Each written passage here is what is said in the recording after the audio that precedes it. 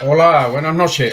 ¿Se me escucha bien? Bienvenido. A ti Hola Manuel, perfectamente. perfectamente. Hola. Hasta Bueno, sin pues micrófono que entonces, creo que te oigo hoy. ya que vamos con retraso, vamos a procurar consumir pocos minutos, ¿no?, del programa. Hoy quería yo comentar algo sobre Carlos Puebla, ¿no?, porque fue el cronista de los hechos más relevantes en los comienzos de la Revolución Cubana y que además ha dejado una huella y un legado musical imperecedero, ¿no?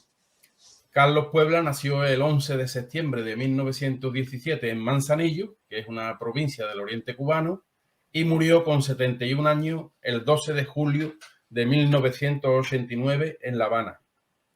Desde niño tenía una gran pasión por la música y tocaba una armónica que le regalaron cada vez que iba a la escuela y cuando regresaba de la escuela, o sea que ya estaba él intentando producir música, ¿no? Y al principio fue autodidacta. Hay una cosa curiosa que él dice que aprendió a tocar la guitarra de carambola, porque en realidad le estaban dando clases de guitarra a un hermano suyo y él a escondida allí en la casa pues escuchaba esas clases y después practicaba con lo que había escuchado que le decían al hermano, ¿no? Es una cosa muy curiosa. Después ya estudió en un seminario de música popular, pero eso ya fueron en los primeros años del triunfo de la revolución. Y hay que decir que antes de vivir de la música, pues tuvo varios trabajos. Estuvo de carpintero, trabajó de mecánico, de obrero azucarero y de zapatero. Y en los años 30 es cuando comienza a escucharse sus canciones en una radioemisora de allí de su ciudad, de Manzanillo, y después ya eso se extendió a Matanzas, a Santiago de Cuba, a La Habana. Y aunque la mayoría de sus canciones, sobre todo en los comienzos, eran de temática romántica, que estaban muy bien, por supuesto, cuando empieza ya a grabar discos, aproximadamente a mediados de los años 30 y los años 40, ya introduce temas sociales y reivindicativos, denunciando ya la situación en Cuba bajo la tiranía de Fulgencio Batista, ¿no? Y también denunciando el dominio norteamericano. Y después, la década de los años 50 fue muy fructífera para él, y afortunadamente diríamos también para Cuba, porque ahí se forjó ya el artista que fue Carlos Puebla, y entonces formó el cuarteto, mejor dicho, formó un cuarteto con un trío que había que se llamaba Los Tradicionales, y ya fue el que le acompañó siempre en todas sus giras y en toda su trayectoria musical. Estuvo también cerca de 10 años en esta década de los 50, tocando en la Bodeguita del Medio, conocida por todo el mundo que ha ido a Cuba, y entonces allí pues conoció a muchos artistas y a personalidades significativas del mundo entero, ¿no? Puebla era cantante, guitarrista y compositor. Todas las canciones que se conocen las creó él, ¿no? Pero los tradicionales, que eran Santiago Martínez, Pedro Sosa, Rafael Lorenzo y Nerón Guada, incorporaron calidad musical al incorporar segundas voces, maraca, bongo y marímbula. Ellos interpretaron entre los cuatro diversos géneros de la música popular cubana: boleros, sones, guaracha, sucusucu, guajira, y eso pues hizo que cada vez que daban un concierto la variedad musical fuera grande, ¿no?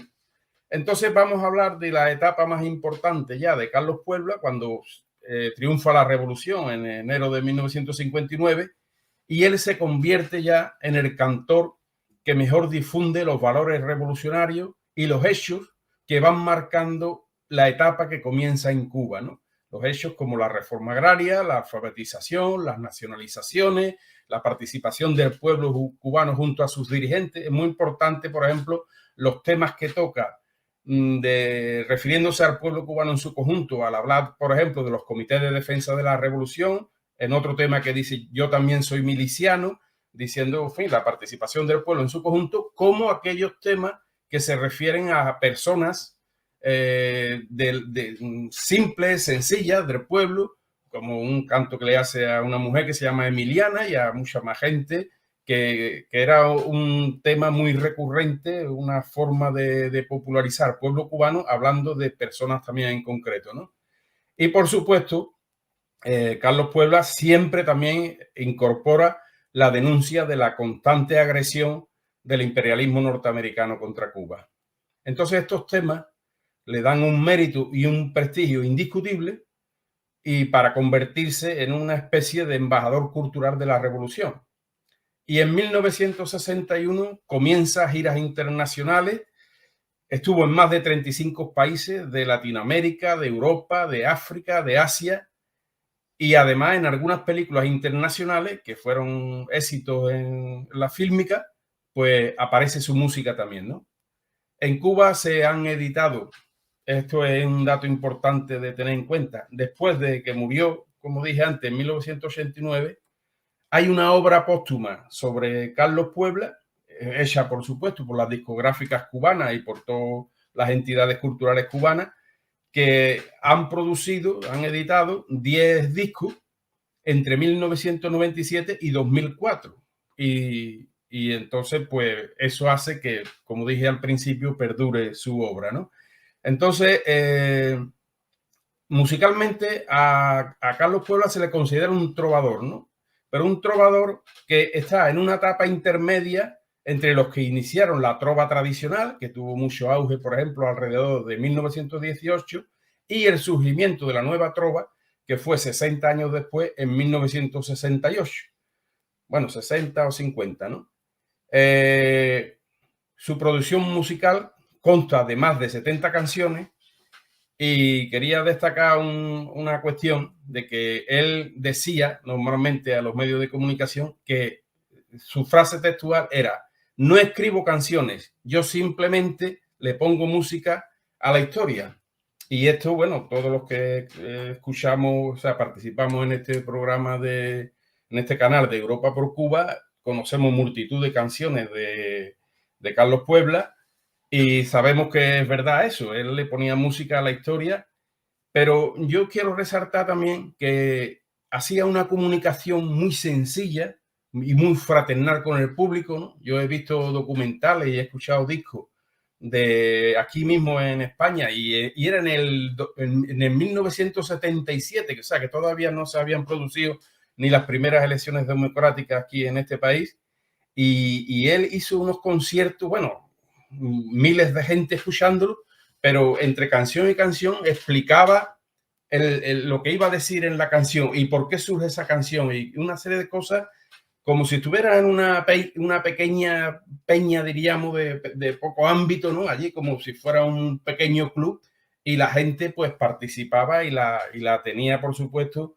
con una comunicación muy directa, ¿no?